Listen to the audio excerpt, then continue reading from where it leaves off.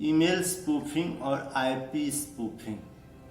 What do you stand for IP spoofing or email spoofing?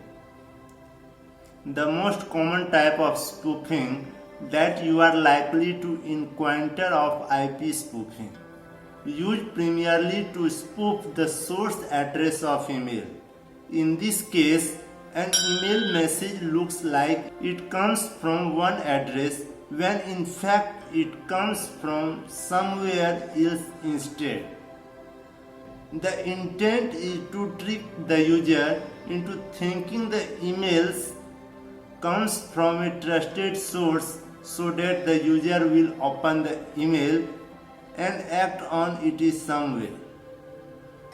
Email spoofing can be used to deliver a phishing message, one that cons the user into debugging confidential information.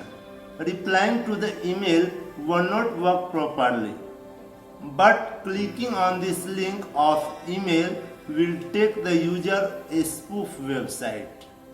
That is called phishing attack. To deliver a malware payload such as virus, worms, Trojan horse, or any malicious program, the malware may comes as an attachment that comes to be downloaded or may be coded into email so that all the user needs to do the open this mail. The malware installs itself when the email is opened. If you happen to receive an email message, then you know that your address has been harvested and used in that way. A spoofed email is easy to identify, is easy to detect by examining the email header information, and is something technology savvy users can be taught to do so. While in other spoofing attack, we cannot stop the spoofer from sending the spoofed message. How to avoid the email spoofing? There are various ways to identify the email spoofing.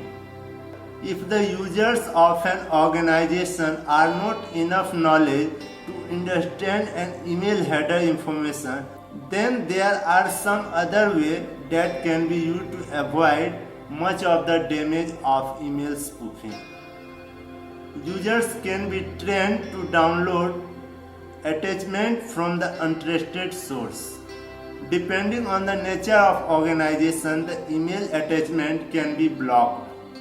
Users of organizations should avoid address book software such as Microsoft Outlook that is vulnerable to spoofing by malware. So you have stopped the email spoofing, then email appears to come from a trusted source. Remind users frequently that well-known sites like PayPal, Paytm, eBay, etc. never ask the confidential information in the mail. Nor do they provide link in email to pages that ask for such data. If the user wants to change the password or payment option, he should use the browser directly. On the other hand, email server software should be updated frequently so that it can have most recent virus filters. So you have stopped the email spoofing, then email appears to come from a trusted source.